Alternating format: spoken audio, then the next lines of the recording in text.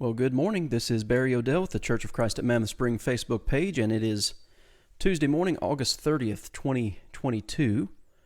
Hope everybody's doing well today, and we are ready in our study for 2 Thessalonians chapter 2. If you've been following along in your Bible, you can be getting ready there. 2 Thessalonians chapter 2. Let's see. Good morning, Anna, Brian, Lyle, Jean, Janie. Good to see all of you guys on here today and several others who are on the stream.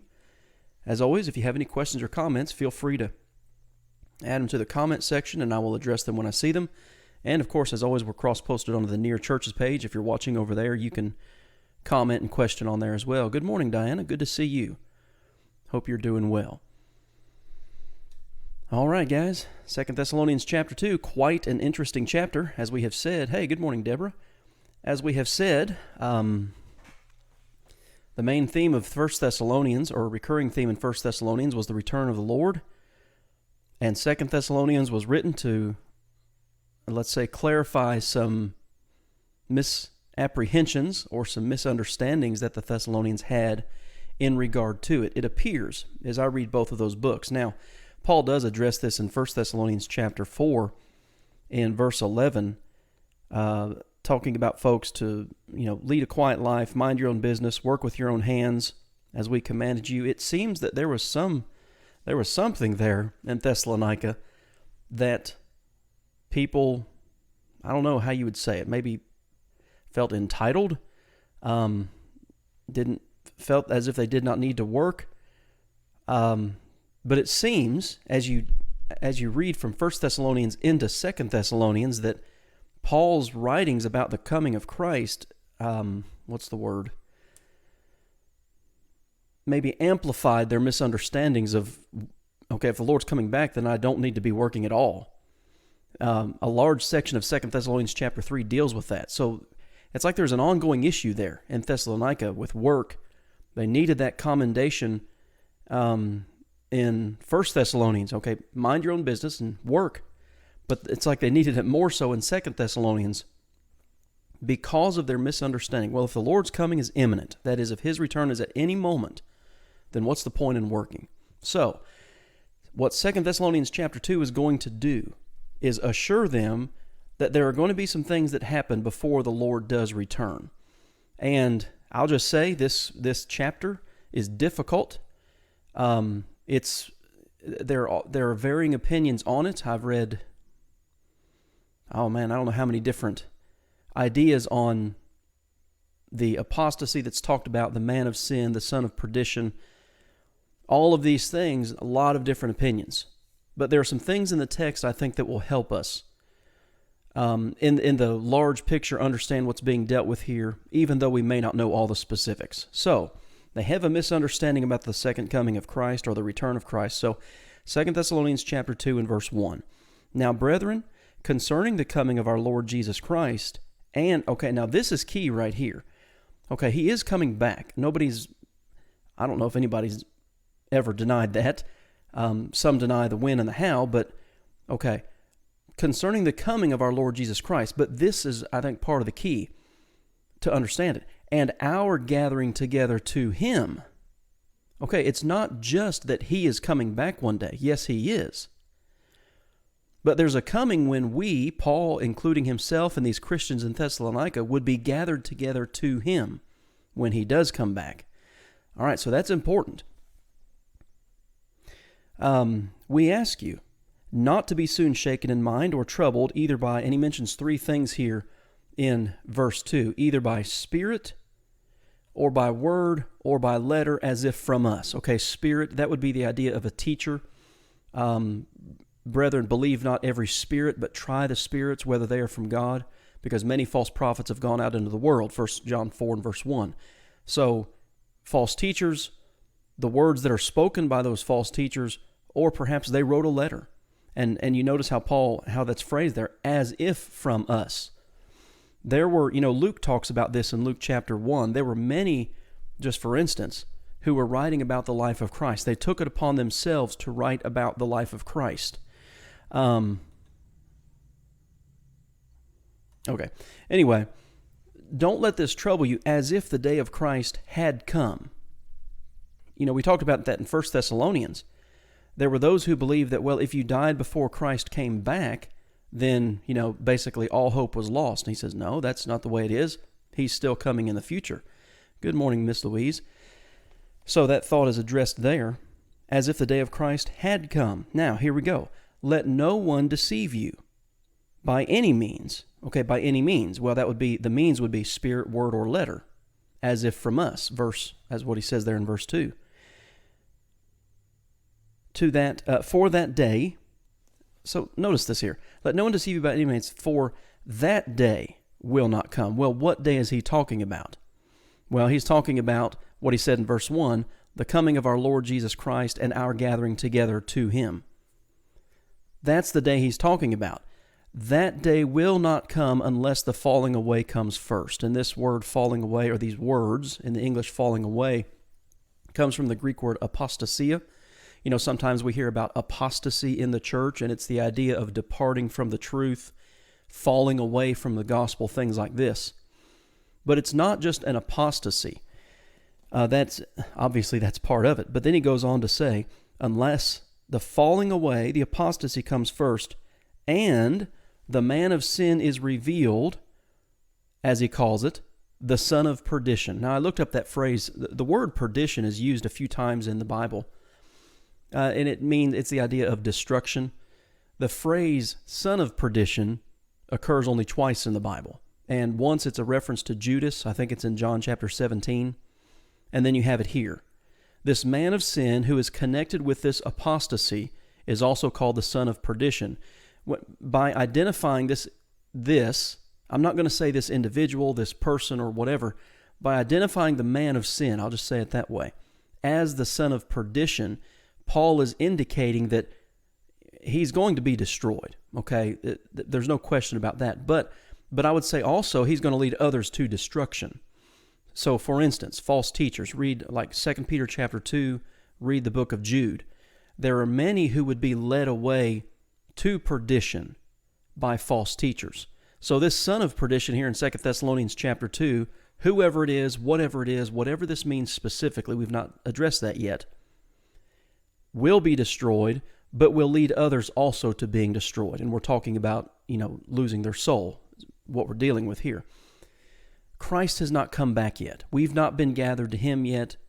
There's going to come a falling away first. And remember, these Thessalonian letters are some of the earliest of the New Testament documents, probably early 50s, AD 51, 52, somewhere in there. So this falling away, this apostasy, the revelation of this man of sin, the son of perdition, has not happened yet, as when Paul was writing this letter. Verse 4. So now we get a description. Okay, there's going to a falling away, man of sin. What's this man look like? What is this? Again, because there are so many different ideas on who this man of sin is. So let me run over just a couple of ideas real quickly. And I'll just give you the most prominent ideas. There are a bunch. Most prominent ideas about who this man of sin is. Well, some say this is one of the Roman emperors, and they try to attach it to like Nero or Domitian, someone like that. Some say that this man of sin, this son of perdition, would be the Jewish high priest in the first century. We know, and we can see this in the book of Hebrews, that even, when Jesus died on the cross, we're told that he nailed that law to his cross. The old law came to an end at the cross. All right, Jesus is the end of the law, Romans chapter 10 and verse 4. But we also know it is the case that Jewish people maintained the temple, they maintained the sacrifices. And so some people believe that this falling away and this man of sin is connected to Judaism, connected to the Jewish high priest sitting in the temple, and they have some good reasoning behind that. So Roman emperors, Jewish high priest.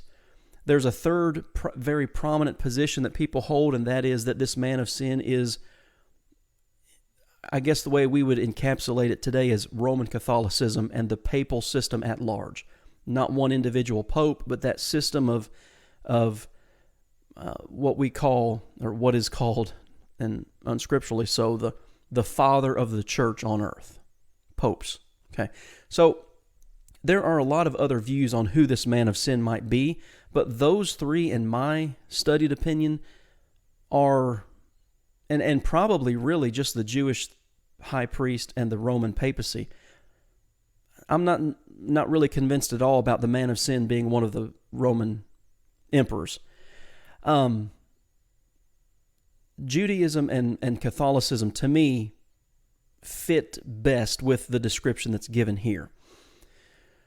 Diana asks, could this be similar to Noah's day and the destruction of man and all living creatures except 8 souls saved, in that man will be led to all lawlessness and not believing in God? I hope this makes sense. It does make sense, because a little bit later in the text, Diana, it talks about those who didn't love the truth, and so they would be led away. But we'll get to that in just a minute.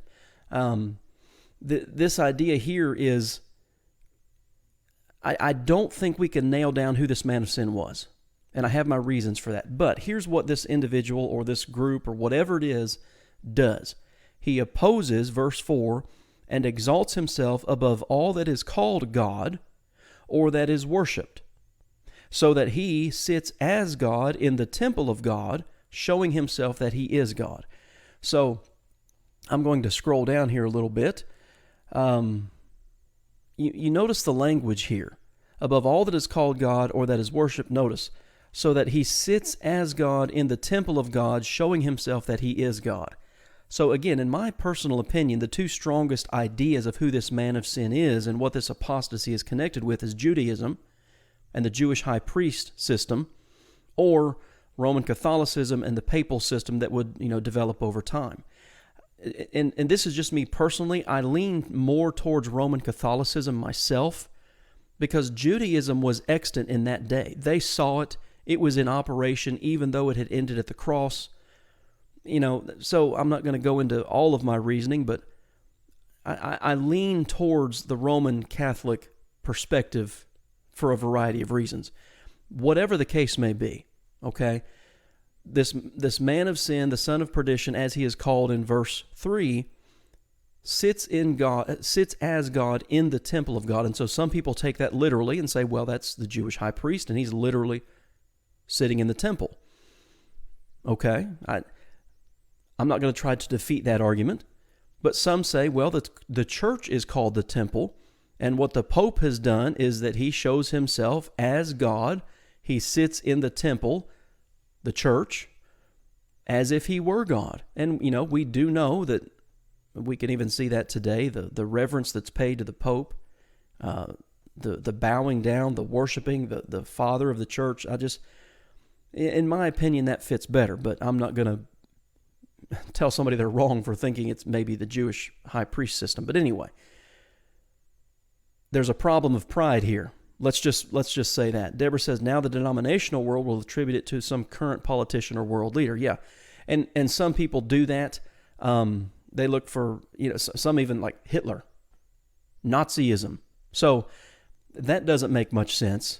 That would make no sense to these Thessalonians, because something else is going to come out in the text here in just a minute. Could this just not be man in general? I don't think so, and I'm going to show you why here. We're going to move on from verse 4, and I think verse 5 kind of answers your question there, Diana, more specifically. Notice what he says here in verse 5. Do you not remember that when I was still with you, I told you these things? You and I today, Diana, Deborah, me, we're at a disadvantage in the sense that we weren't there in Thessalonica when Paul told them of this. They knew things from Paul's words with them that we just don't have today. He said, you remember, I told you. So I think verse 5 kind of helps us. It helps me understand it's not just man in general. There's something more specific about this, and the Thessalonians knew a lot more than you and I know. And that's the nature of New Testament documents. We weren't in Corinth when Paul was there for a year and a half. We weren't in Ephesus when Paul was there for 3 years. And he said a lot of things during that time. Now, we have the letters that were written after the fact, and we can know some of the things, but not everything that he said while he was there.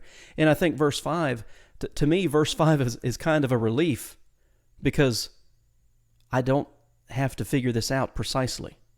They knew. They understood. And we can speculate to an extent, but we don't know we don't know everything that they knew. Let me say it that way. Verse 6. And now you know. Okay, so there it is again. Now you know what is restraining.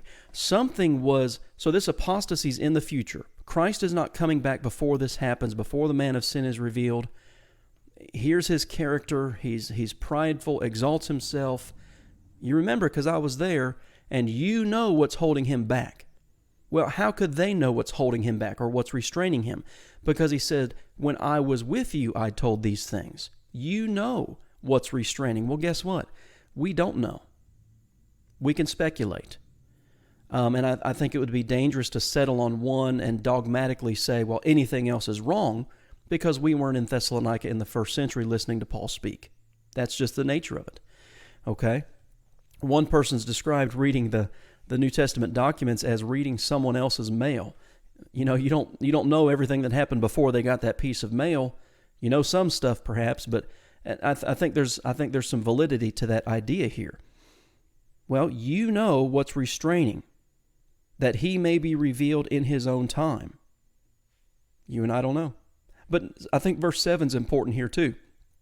He says, for the mystery of lawlessness is already at work. Okay, in other words, this apostasy, this falling away, was in process, you might say. Only he who now restrains will do so until he is taken out of the way.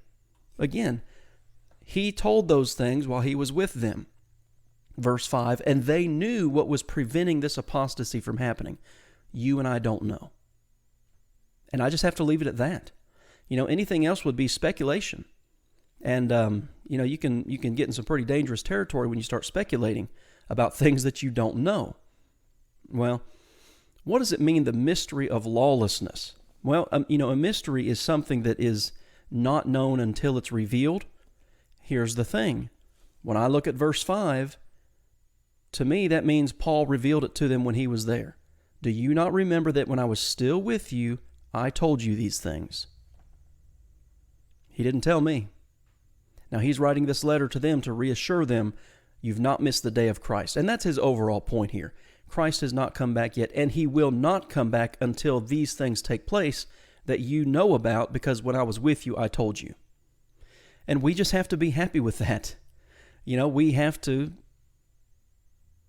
be willing to say sometimes, I don't know. I have an idea, I have a belief, but I can't be dogmatic about it because I just don't know. But it was already at work. And I'll just tell you some of my reasoning. One of the reasons that I personally believe that this apostasy and the man of sin, the son of perdition, is connected to Roman Catholicism is because the earliest departures in the church, there was error that was taught, Judaism, circumcision, particularly in the first century, and we see that throughout the letters. But the earliest errors that we see, the departures from the pattern of the New Testament, were in the realm of leadership. You go back to Acts chapter 20 when Paul was talking to the elders at Ephesus, and he says, I know that from among your own selves men will rise up to draw away disciples after themselves. And church history, non-inspired church history, once you get into the 2nd, 3rd, 4th century, you see that prophecy of Acts 20 and verse 29 and 30, what Paul said to Ephesus, you see it coming to pass. You have the ecumenical councils, you have church fathers, you have the division between bishops and pastors, the elevation of one above the other. You have the evolution of the clergy laity system. And Christ is not going to come back until all of that, plays out.